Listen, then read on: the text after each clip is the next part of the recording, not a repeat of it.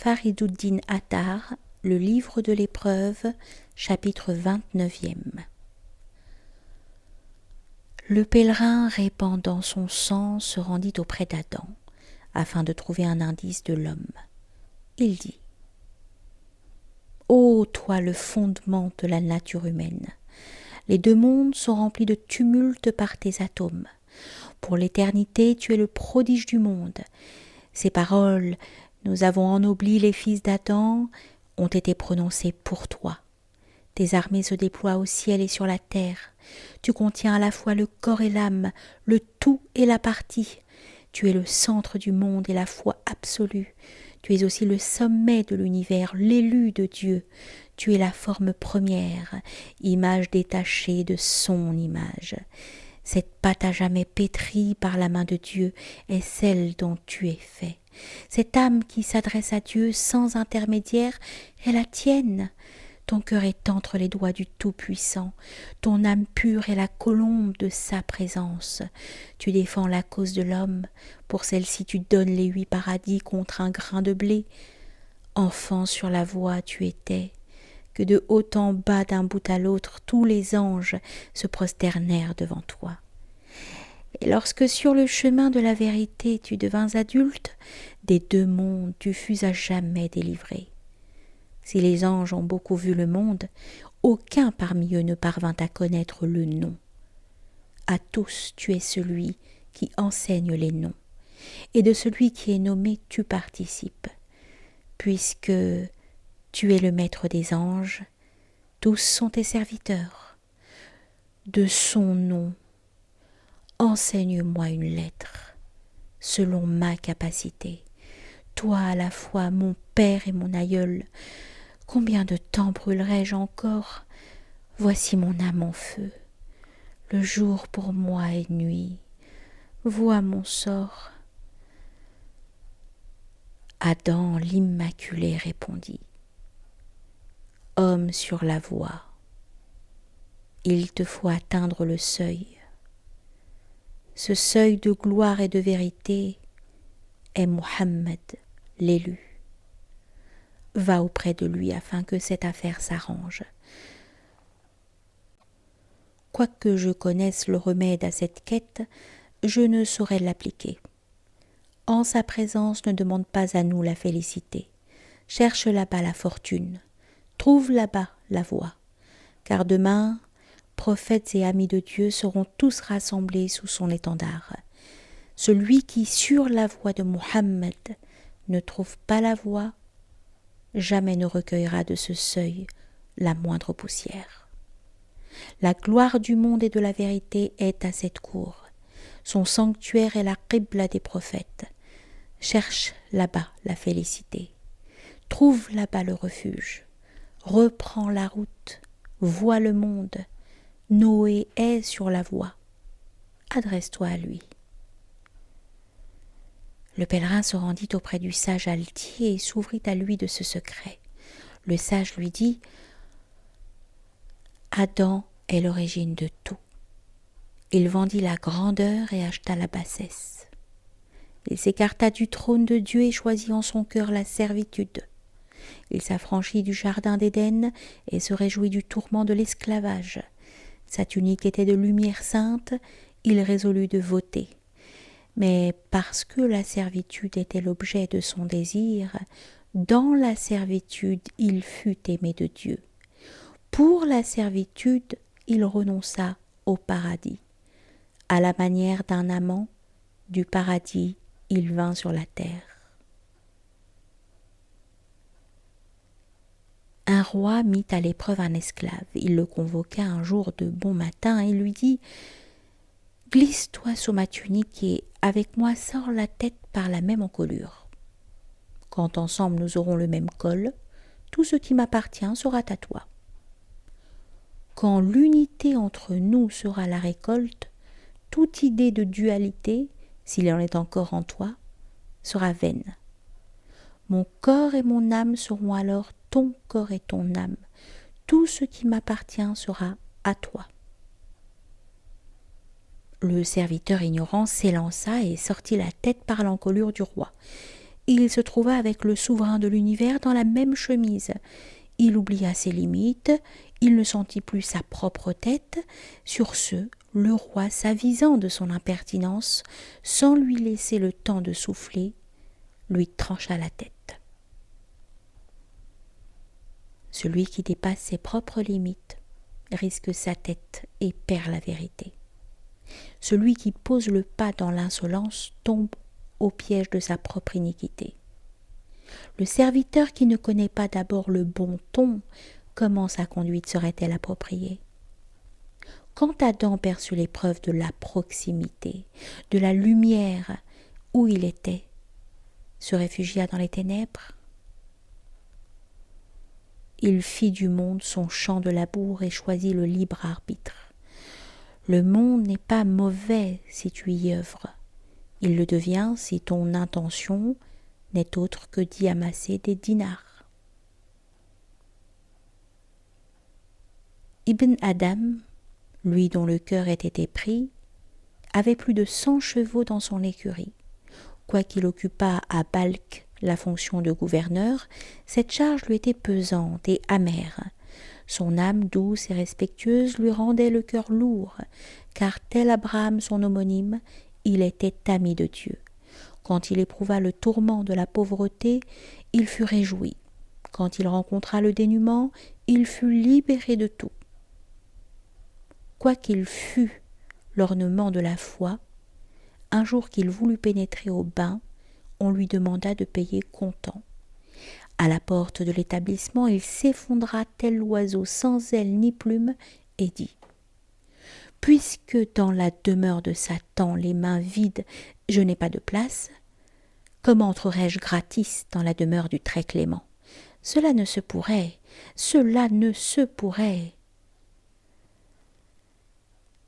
Lorsqu'Adam perçut le secret, il affronta le monde et toute une vie versa des larmes de sang. Si tu es son fils, toi aussi, verse des larmes de sang.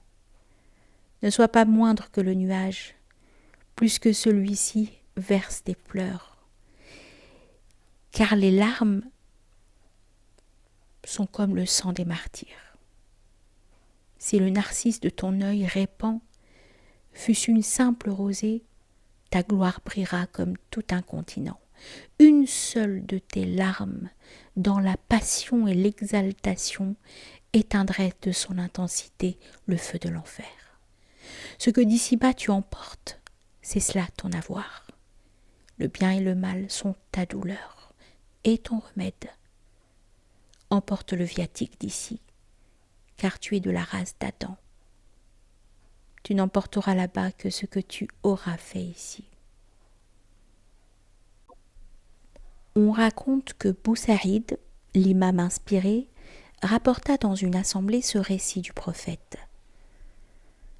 Une caravane ayant été attaquée par des brigands renonça au pèlerinage, le cœur plein d'émoi.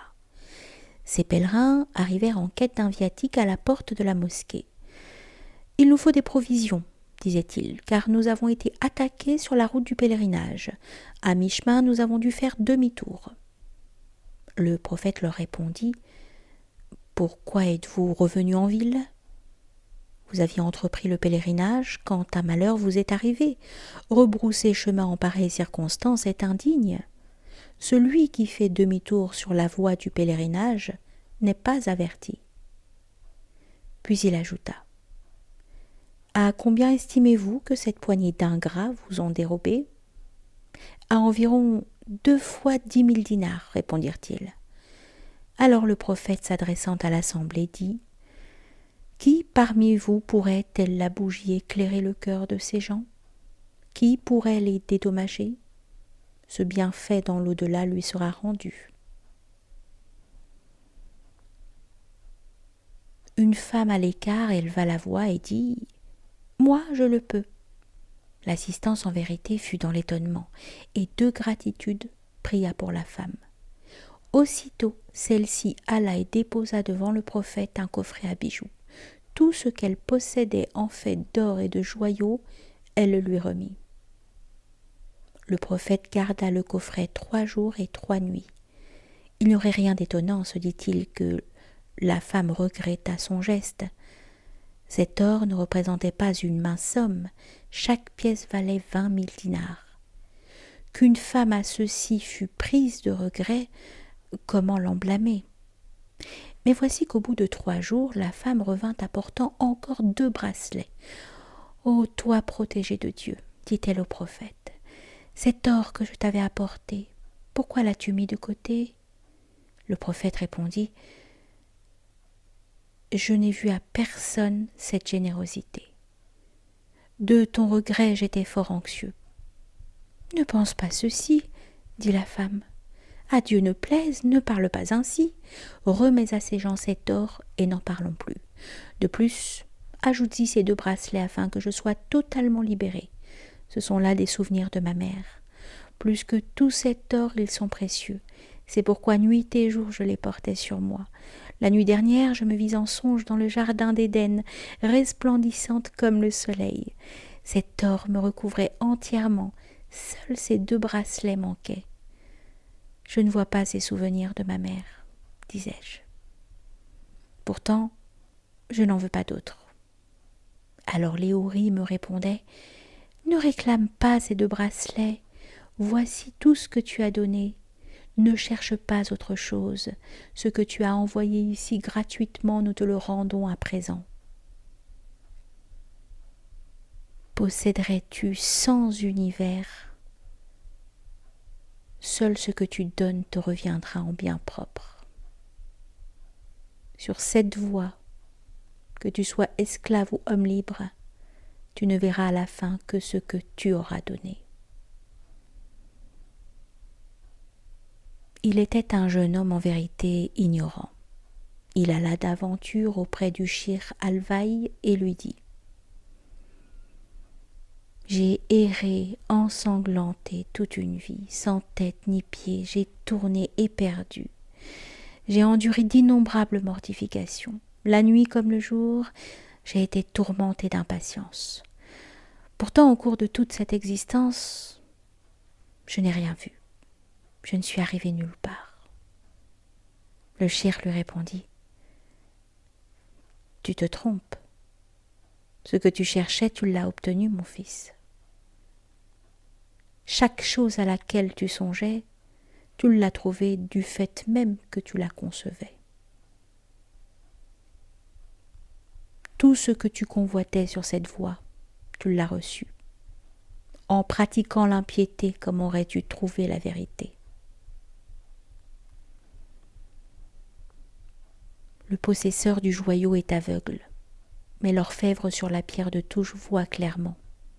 Il ne te rendra que ce que tu lui auras présenté. Si tu es aveugle en ce monde, tu mourras aveugle et seras aveugle dans la vie future. Sans cesse tu blesses ton âme.